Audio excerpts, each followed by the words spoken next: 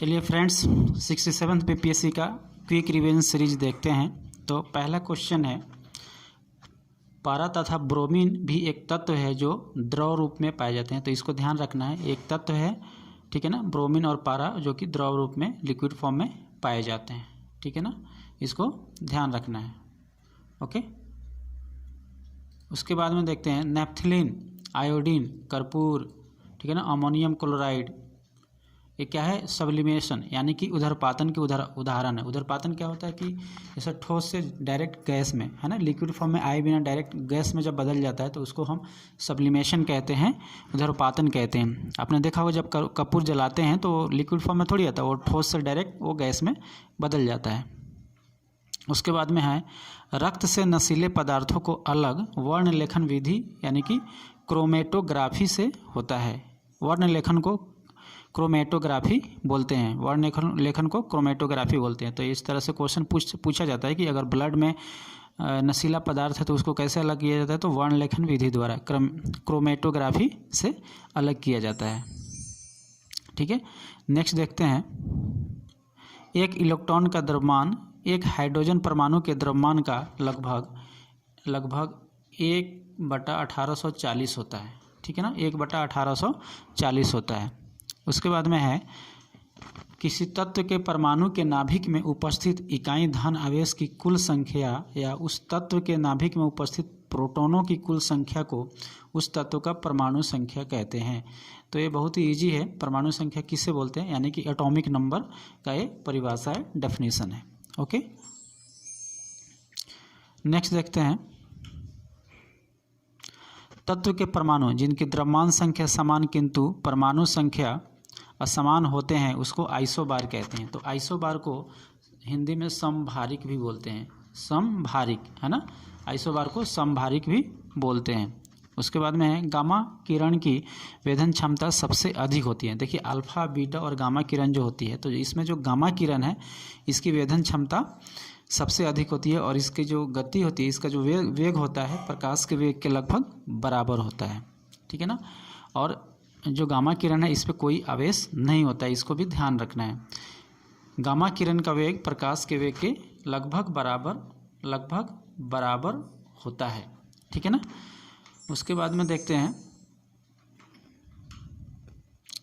Chlorine की electron बंधुता यानी कि इलेक्ट्रॉन एफिनिटी सबसे अधिक होती है। क्लोरीन की इलेक्ट्रॉन बंधुता सबसे अधिक होती है। ओके, और फ्लोरीन की विद्युत ऋणात्मकता, इसकी जो है विद्युत ऋणात्मकता सबसे अधिक होती है। ठीक है ना, फ्लोरीन की विद्युत ऋणात्मकता सबसे अधिक होती है। राष्ट्रीय युवा दिवस 12 जनवरी को मनाया जाता है। स्वामी विवेकानंद के जन्म दिवस के उपलक्ष्य में मनाया जाता है राष्ट्रीय युवा दिवस। ठीक है ना, national youth day. Okay, Sundarban कहाँ है, पश्चिम बंगाल में है। सुंदरवन का डेल्टा जो कि विश्व का सबसे बड़ा डेल्टा है। ठीक है ना, ब्रह्मपुत्र और गंगा नदी घाटी यहाँ पे आकर के सुंदरवन का डेल्टा बनाती है और यहाँ पे मैंग्रोव फॉरेस्ट पाए जाते हैं। ठीक है ना, उसके बाद में सुंदरवन जो है भारत और बांग्लादेश दोनों में है। ठीक है ना, खाद्य पदार्थों के संरक्षण में बेंजोइक अम्ल का प्रयोग किया जाता है, बेंजोइक अम्ल का यूज होता है, इसको ध्यान रखना है। उसके बाद में है प्रथम देश जहाँ पर महिलाओं को वोट देने का अधिकार मिला वो न्यूजीलैंड है। न्यूजीलैंड में ही सबसे पहले महिलाओं को वोट देने का अधिकार दिया गया। मनसबदारी प्रथा की शुरुआत अकबर ने किया था। तो अकबर ने मनसबदारी प्रथा की शुरुआत की थी। मनसबदारी क्या है, एक वो समय एक पद होता था और उसके हिसाब से फिर उनको घोड़े रखने पड़ते थे। ओके, विधवा गृह की स्थापना प्रोफेसर डी.के. कर्वे ने किया था। ये डी.के. कर्वे महाराष्ट्र के रहने वाले थे और उस समय इन्होंने महिलाओं के उत्थान के लिए बहुत ही अच्छा काम किया था। ठीक है ना, उसके बाद में बडागा जनजाति, ये तमिलनाडु में पाई जाती है। ठीक है ना, बडागा जनजाति तमिलनाडु में पाई जाती है, वहाँ के नीलगिरी पहाड़ियों में, इसको ध्यान रखना है। उसके बाद में खेल दिवस 29 अगस्त को मनाया जाता है। ठीक है ना, खेल 29 अगस्त को मनाया जाता है। और क्यों मनाया जाता है, मेजर ध्यानचंद का जन्मदिन है 29 अगस्त। ठीक है ना, इस अवसर पे फिर खेल दिवस यानी कि, ठीक है ना, खेल दिवस मनाया जाता है। विद्युत का सबसे अच्छा सुचालक चांदी है, सबको पता ही होगा।